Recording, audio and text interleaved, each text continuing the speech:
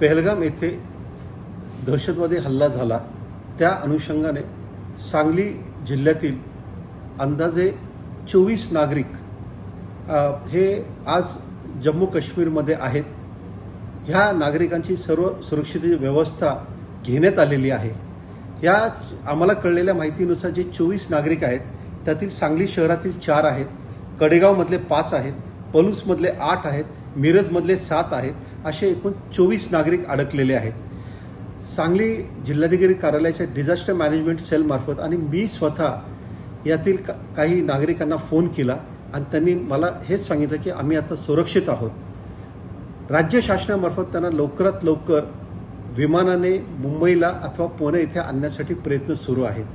मी या निमित्ताने सांगली जिल्ह्यातील सर्वांना असं सांगू इच्छितो की जे नागरिक जम्मू काश्मीरमध्ये पर्यटनासाठी गेलेले आहेत ते सर्वजण सुरक्षित आहेत।